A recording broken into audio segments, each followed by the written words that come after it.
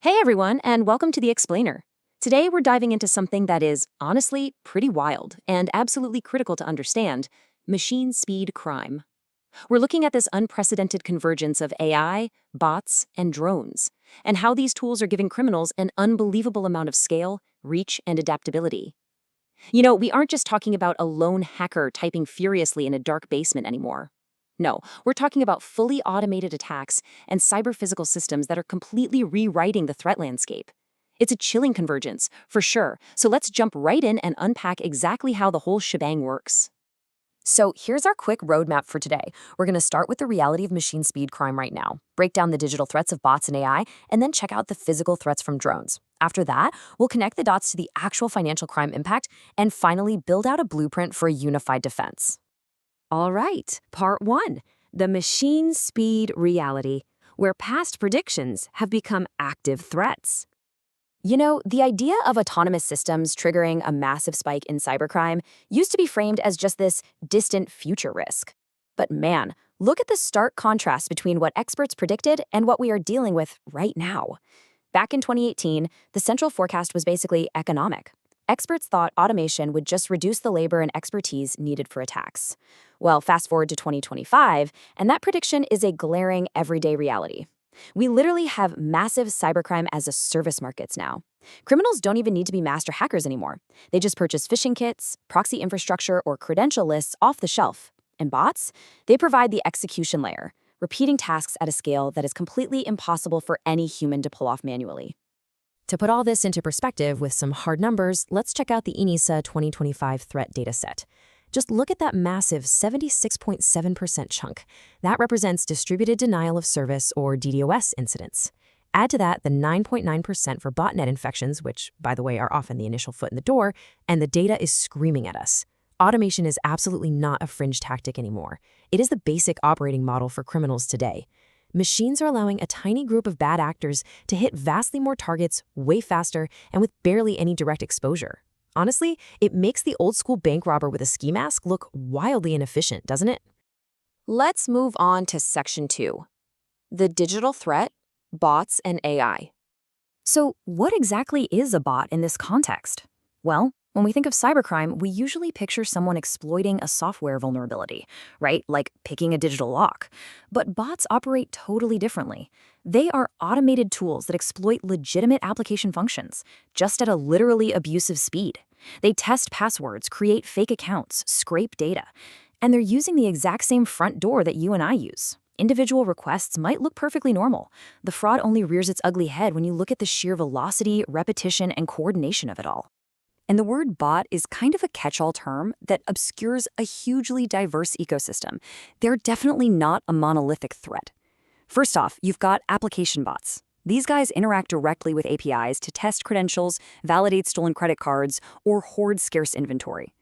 Then you have botnets. Think of these as armies of compromised computers, routers, and even smart cameras, combining their bandwidth to deliver malware. And finally, social bots. These operate on social platforms to amplify faked content, imitate real engagement, and distribute fraudulent links. Now here is where it gets really crazy: the AI upgrade. Earlier bots were, well, they were pretty rigid. They repeated the exact same request pattern, used predictable servers, and if an application changed even slightly, boom, they broke. But AI-enabled bots are a completely different animal. AI makes the automation variable. These new systems can alter their language, generate highly credible account histories, totally change up their timing, and select their next move based on what just happened. A phishing operation can now seamlessly spin up perfectly localized, tailored messages for entirely different customer groups on the fly. What this all boils down to is a fundamental shift in the economics of crime. It's not about, Terminator-style autonomous hacking. It's strictly business. Sure, automated systems still make mistakes, but AI drastically changes the cost structure. Personalization, translation, and basic decision-making can now be applied across millions of targets at practically zero marginal cost. So criminals can just automate all the heavy lifting and save their actual human attention for the victims that show the highest payout potential. Okay, shifting gears a bit, Section 3, the physical threat, bringing drones into the mix. I need you to completely scratch the idea that drones are just flying cameras or fun toys.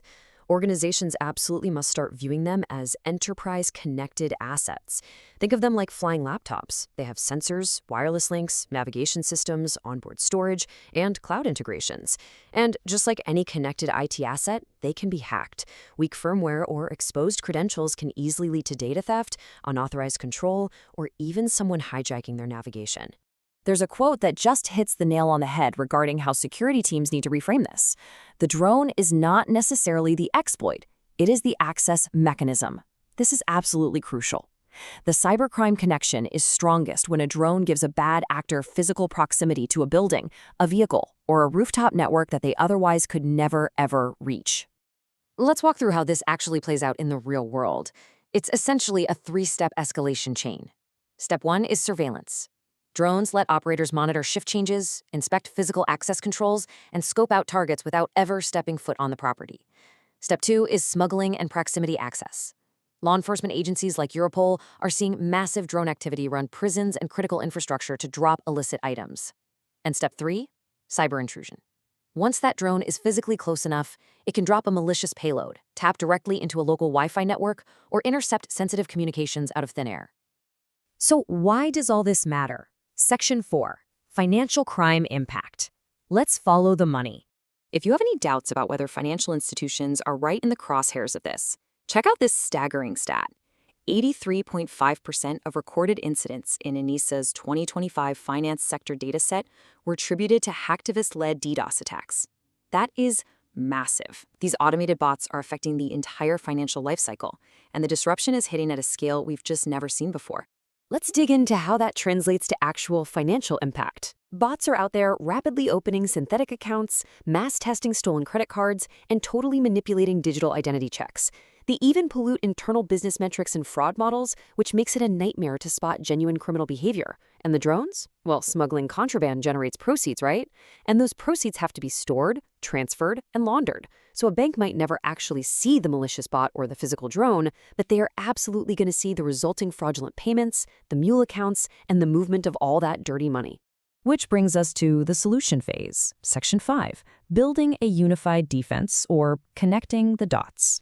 This right here illustrates the absolute core problem inside most organizations today: fragmented evidence. Bots and drones are so effective because the clues they leave behind sit in totally isolated silos. Cybersecurity sees a spike in automated traffic. Actually, meanwhile, the fraud team is seeing account creation anomalies. Physical security is staring at an unauthorized drone on a security camera, and the anti-money laundering team, they're just seeing newly created recipient accounts. None of these teams can see the big picture on their own. A combined investigation is literally the only way to connect an unauthorized drone flight to a sudden spike in automated logins and rapid wire transfers. To fight back, organizations have got to build a resilient, multi-layered control stack. First off, you can't just block all non-human traffic. That breaks search engines and legitimate tools, right? Instead, you need network reputation monitoring at the edge. You need phishing-resistant multi-factor authentication, like passkeys, to render stolen passwords useless. You need intense recipient-side monitoring to catch those mule accounts. And in the physical world, organizations have to establish strict enterprise drone governance.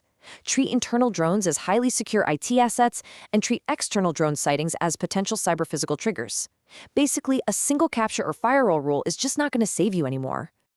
And that brings us to the core thesis of this entire explainer. Automation gives the criminals the scale, and physical mobility gives them the reach. True resilience requires stepping back and seeing the whole board. Financial crime defense absolutely must connect the digital action, the physical hardware, and the actual movement of value. So I'm going to leave you with a pretty crucial question to take back to your own teams. Is your organization truly prepared to detect a machine speed attack before it morphs into a machine-assisted laundering chain?